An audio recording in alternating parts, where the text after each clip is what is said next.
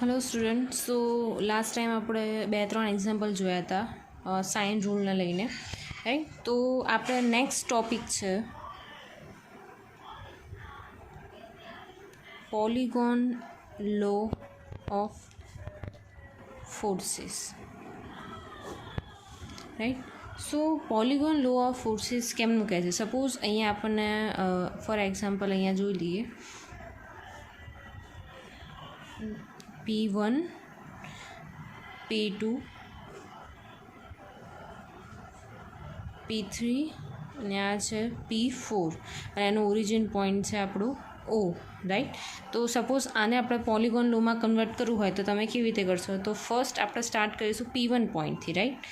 સો P1 point જે છે ઓરિજિનથી જશે P1 પોઈન્ટ, તો ઓરિજિન તમારું સપોઝ આ છે, ઓરિજિન જાય છે અહીંયાથી તમારો ફોર્સ પહેલો ગયો P1, રાઈટ. તમે આને નામ આપશો P1. હવે P2 કઈ બાજુ જાય છે? તો જુઓ ને કે P2 જાય છે આ ડિરેક્શનમાં, રાઈટ. તો જ્યાં P1 એન્ડ થશે ત્યાં તમારું કેવું થશે? આગળ P2 જશે, રાઈટ. P2ની ડિરેક્શન આમ છે, રાઈટ. હવે P3ની ડિરેક્શન જોવાની કે P3ની ડિરેક્શન કેવી છે? તો કે લેફ્ટ સાઈડ જાય છે, રાઈટ. તો જ્યાં એન્ડ થયો ત્યારથી આપણે લઈએ કે આ ગયું તમારું P3, આ થઈ ગયું તમારું P2, આ થઈ ગયું તમારું P3. હવે જોવાનું P4 કઈ ડિરેક્શનમાં જાય છે? તો કે સિમ્પલ P4 નીચે જાય છે, રાઈટ. તો કે P4 આ ડિરેક્શનમાં ગયું તો એને આપણે આપ્યું P4. P1 ફોર્સ રિપ્રેઝેન્ટ કરે છે A થી B પોઈન્ટને, P2 એ B C, P3 એ C D અને P4 એ D E પોઈન્ટ રિપ્રેઝેન્ટ કરે છે, રાઈટ. તો હવે શું કહે છે કે હવે રિઝલ્ટન્ટ ફોર્સ કેવો આવશે? એની અપોઝિટ ડિરેક્શનમાં, કે જે શું કરશે? એન્ડ કરશે તમારા પોલિગોનને, રાઈટ. તો આ થઈ ગયું તમારો પોલિગોન લો ઓફ ફોર્સીસ, જ્યાં AC is equal two AB plus BC point. AC is equal to AB plus BC point, whereas AD is equal to AB plus BC plus CD point, whereas this A and C, right, first we take AC and the second we take AD. So AE is equal to AB plus BC plus CD. સો આપણે લખવું હોય તો એવું તે લખી શકાય કે AB plus BC already કેવું છે? AC છે, તો અહીંયા આવશે AC પ્લસ CD. આ થઈ ગયું કેવું આન્સર? ADનો આન્સર થઈ ગયો, રાઈટ. હવે લઈશું AE.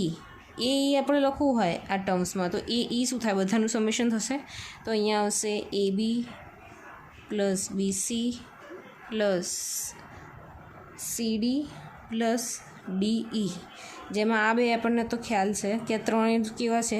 AD. તો અહીંયા આવશે AD પ્લસ DE, રાઈટ. એટલે ઇન શોર્ટ AE કેવું થઈ જશે? AB plus BC plus CD plus DE. અને આપણે એટ ધ એન્ડ લખવું હોય resultant R is equal two P1 plus P2 plus P3 plus P4, right.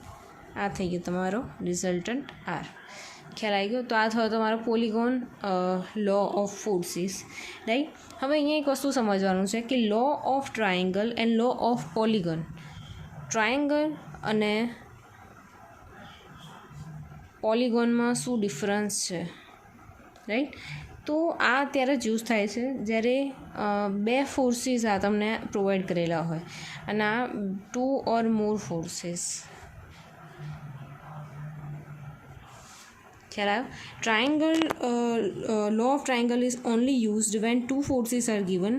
Whenever law of polygons are used when 2 or more forces are given, right? So the law of polygon is if a number of concurrent forces are represented in magnitude and direction. If a number of concurrent forces are represented in magnitude and direction by the sides of polygon taken in order, so that the resultant force is represented by the along side of the polygon taken in the opposite order, right? So in the first example we see that. So we take this another example,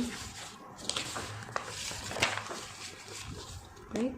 So second example is suppose we have this P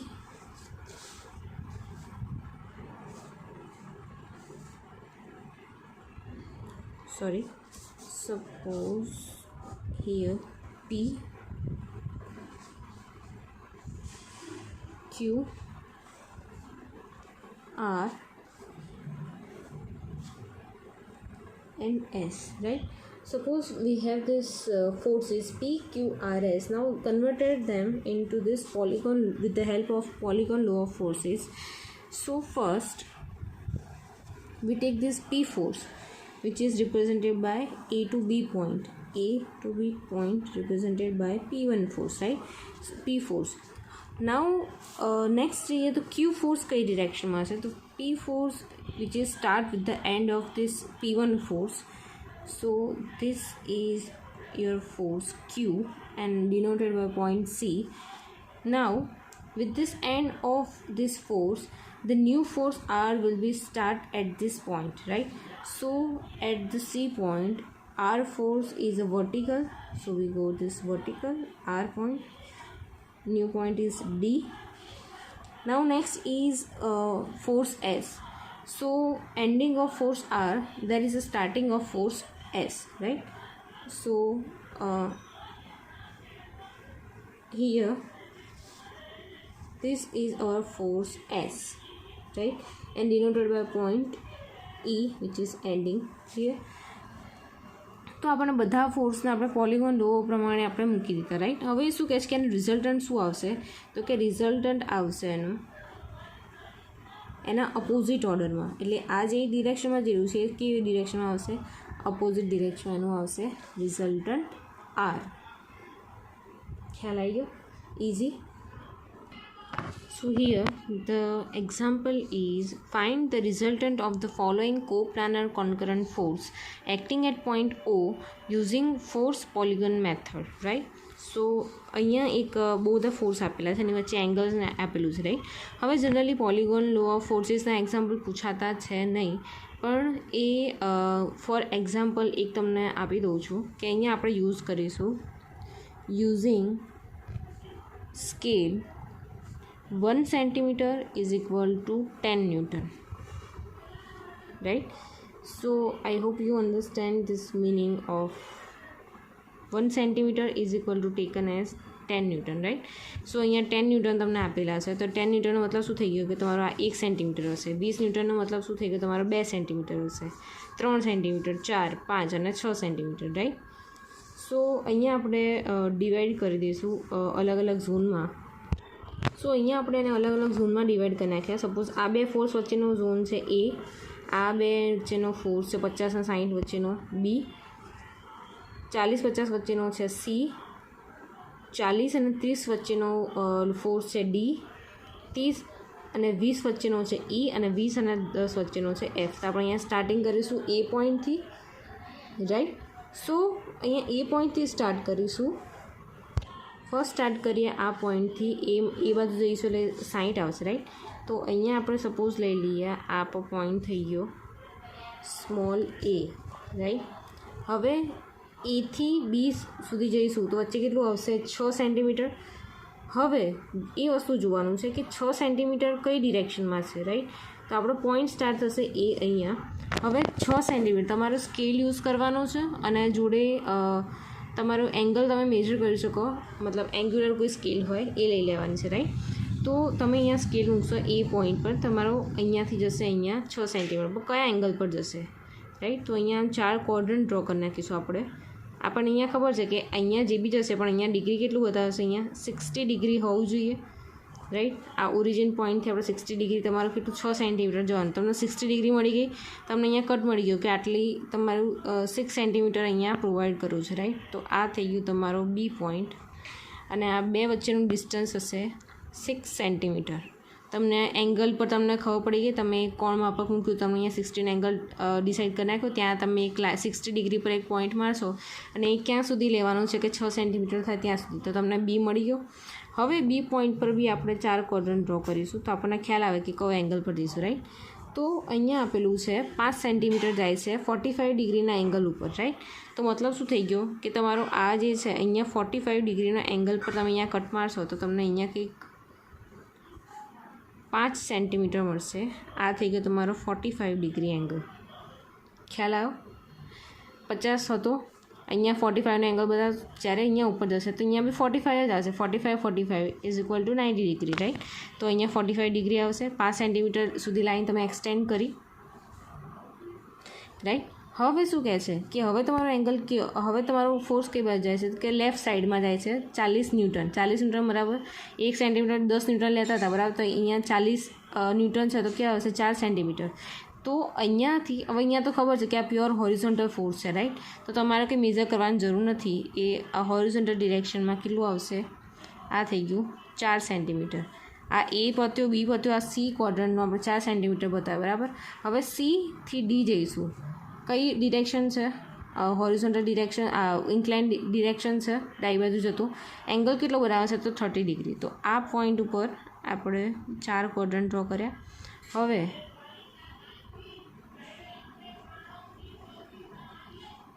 $30 ડિગ્રીના angle, અહીંયા 30 ડિગ્રીના angle પર જશે અહીંયા 3 centimetre. ખ્યાલ આવ્યો? 3 centimetre ગયા. હવે કયું આવ્યું? 20 ન્યૂટન. 20 ન્યૂટન કેવું જાય છે? ડાઉનવર્ડ, એટલે 90 ડિગ્રી એકદમ ડાઉનવર્ડ જાય છે. એટલે આપણે અહીંયા ડ્રો કરીએ કે આ જશે 2 સેન્ટીમીટર ડાઉનવર્ડ ડિરેક્શનમાં, રાઈટ. 2 સેન્ટીમીટર ડાઉનવર્ડ ડિરેક્શનમાં ગયું. પતી ગયો વી ફોર્સ. હવે વીથી અહીંયા નામ આપવાના મેં બી રહી ગયા. ABC, અહીંયા છે ડી, આ છે ઈ, આ છે એફ, બરાબર. હવે એફથી પાછું એ બાજુ જવાનું છે. એફથી એ વચ્ચે કયો ફોર્સ છે? 10 ન્યૂટનનો. મતલબ કેટલું થઈ ગયું? 1 સેન્ટીમીટર. અને કેવી હોવી જોઈએ? 5 ડિગ્રી હોરિઝોન્ટલ જોડે બનાવતી હોવી જોઈએ. તો અહીંયા આપણે 4 ક્વોડ્રન્ટમાં ડિવાઈડ કરીશું. તો 1 સેન્ટીમીટર કંઈક અહીંયા જતું હશે, રાઈટ. અહીંયા કંઈક જતું હશે આ 1 સેન્ટીમીટર. અને અહીંયા બનાવતો હશે 5 ડિગ્રીનો એંગલ, રાઈટ. તો અહીંયા તમારા ફોર્સ પતી જાય છે. હવે એ જે ફોર્સ જે છે એ આ એ જોડે કેટલો એંગલ બનાવે છે એ આપણે ઇન્ક્લાઇન કંઈક અહીંયા કંઈક એંગલ બનાવશે. એ એંગલ બનશે 18 ડિગ્રી. તમે કોણ માપકથી માગશો તો તમને અહીંયા મળશે કે આ 18 ડિગ્રી છે, રાઈટ. તો તમને રિઝલ્ટન્ટ ફોર્સ મળી ગયો. કેવી રીતે? તો આ આપણે આખું ડ્રો કર્યું છે. એથી બી, બીથી સી, સીથી ડી, એફ, ઈ અને પાછા આની પર એ ઉપર આવી જઈશું, રાઈટ. જ્યાં ફોર્સ તમારો આ અહીંયા એ ઉપર પતે છે, રાઈટ. તો એ જોઈન કરવા માટે લાસ્ટમાં આપણે શું રિઝલ્ટન્ટ યુઝ કરીએ છીએ? તો રિઝલ્ટન્ટ કેવું થઈ ગયું તમારું? A dash point. તો resultant R is equal to A dash point is equal to, તમે આ મેઝર કરશો, આ એ છે અને આ એ ડેશ છે, રાઈટ. તો એ બેને મેઝર કરશો તમને કંઈક 2.1 સેન્ટીમીટર મળશે, રાઈટ. સો 2.1 સેન્ટીમીટર મતલબ 21 ન્યૂટન. અને અહીંયા તમારો થીટા મળી જશે 18 ડિગ્રી. તો આ આપણે પૂરેપૂરું સ્કેલ અને કોણ માપકથી કરવાનું છે, રાઈટ. તો તમે સ્કેલ અને કોણ માપક યુઝ કર્યું હશે તો તમને તમે જ્યારે આ લાઇનથી આ લાઇન એથી એ ડેશની લાઇન મેઝર કરશો ત્યારે તમને મળશે 2.1 સેન્ટીમીટર. અને જ્યારે કોણ માપકથી માપશો તો અહીંયા એને હોરિઝોન્ટલ જોડે કેટલો એંગલ બનાવતો હશે? 18 ડિગ્રી. યાદ રાખજો, તમે જે પ્રોપર ડાયમેન્શન અને પ્રોપર ડિરેક્શન યુઝ કરી હશે તો તમને એનો આન્સર મળશે, બાકી નહીં મળે. તો એકવાર ટ્રાય કરી જોજો તો તમને ખ્યાલ આવી જશે કે એક્ઝેક્ટલી શું છે, રાઈટ. જો તમને આમાં ના ખબર પડી હોય, આ ફોર્સના પોલિગોન લો ફોર્સીસના બહુ એક્ઝામ્પલ પૂછાતા નથી. આ ખાલી ગ્રાફિકલ મેથડ એક ટાઈપની થઈ ગઈ કે જે અત્યારે હાલ બી એટલી યુઝ નથી થતી. આ ખાલી જસ્ટ તમારા નોલેજ માટે તમને આપેલું છે, રાઈટ. તમને કોઈ ડાઉટ હોય આમાં તો તમે કહી શકો છો.